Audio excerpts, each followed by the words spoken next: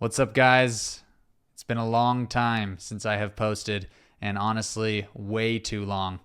But like many of us, I've been busy. For those who don't know, I've got a full time job. I work as the ministry director for Pastor Vlad Savchuk and also serve in my local church in a variety of different ways, Hungry Gen. And on top of that, I'm also pursuing a Master of Divinity with Liberty University, which has been incredible. I've been learning so much about the word, theology.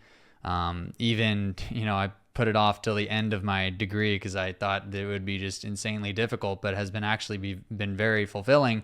Is learning basic Greek, basic Hebrew. The MDiv degree is very kind of comprehensive, so you get the pastoral counseling, you get the theology, you get the biblical studies, the exegesis, hermeneutics, a little bit of preaching, apologetics. It's very comprehensive. It's a 3-year degree. A lot of people going into the ministry or pastors do this degree. But it's been awesome. Been learning so much, being able to grow in my understanding of Greek and a little bit of Hebrew, but a little bit more Greek. I just have this kind of draw towards the New Testament specifically.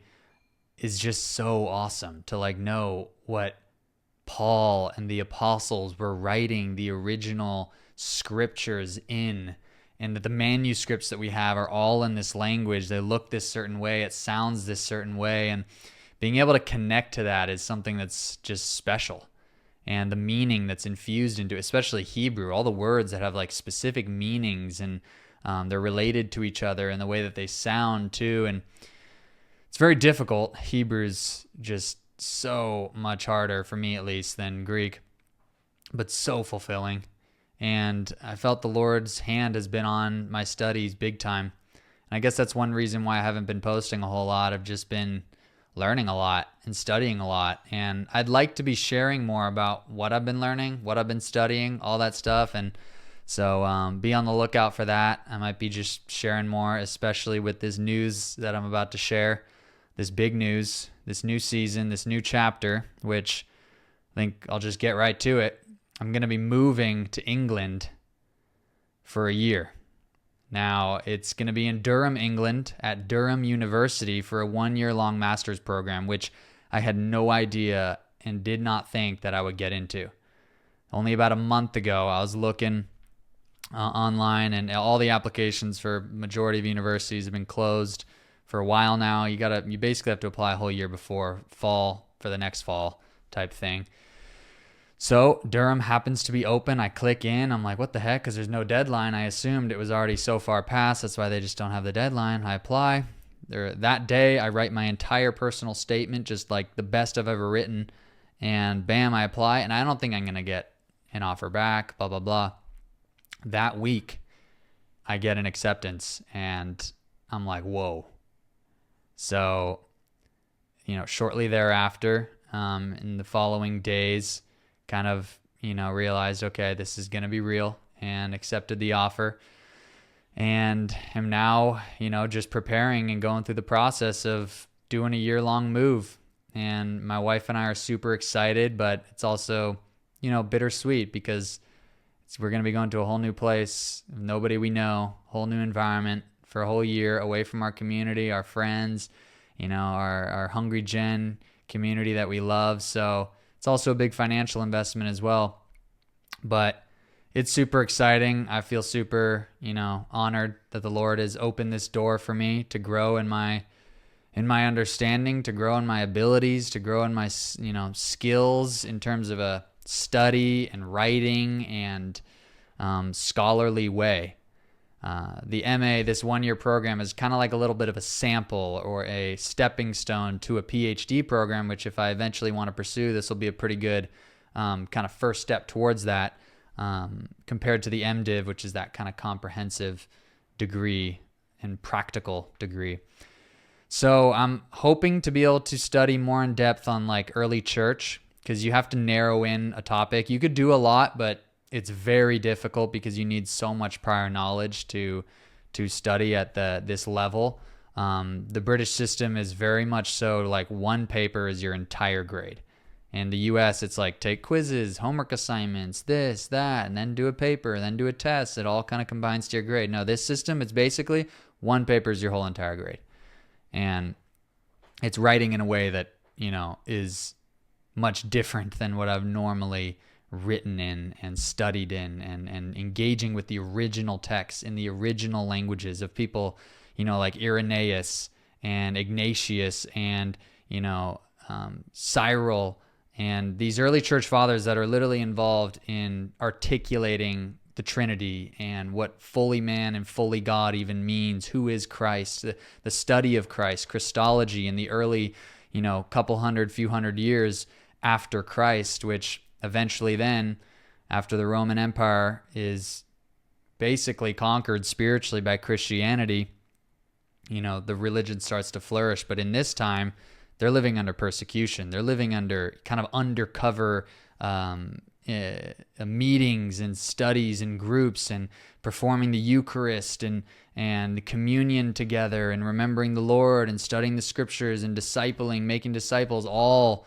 with the prospects of being thrown into the gladiatorial games and being eaten by lions or burned on the cross, burned alive, all the horrific persecution that they endured.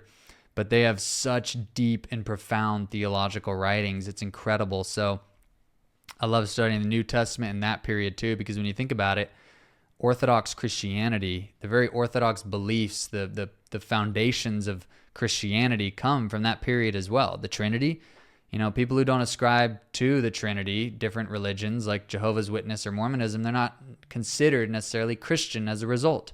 Their foundational teachings and doctrines and understandings of the scripture, of the word, of the nature of God, the nature of Jesus Christ, fully man, fully God, not overly man versus God, or not overly God versus man. He's fully man, fully God. And you could say that in one or two sentences, but the people who are thinking about it and how they came to those conclusions and how they exegeted the scriptures is super profound. So I'm excited to study that in depth. It's going to be beautiful. Durham University is actually originally an ancient university in the town of Durham, England, up in northern England, and it was founded by, I think, 2 Oxford monks who founded it in like the 1300s. So it's super historic, super ancient, and has that castle vibe. It's surrounded by a river, literally like it looks like a peninsula, but it's really a river that wraps around it with these stone bridges that go to that peninsula where the university is, where the theology department is and such. So I'm going to be walking across these stone ancient bridges and walking along the river during my reflections as I'm, reading, the texts of Augustine or, all the others. And it's going to be special. I'm super excited. My wife is too, which is awesome, just to be able to have kind of a broad experience.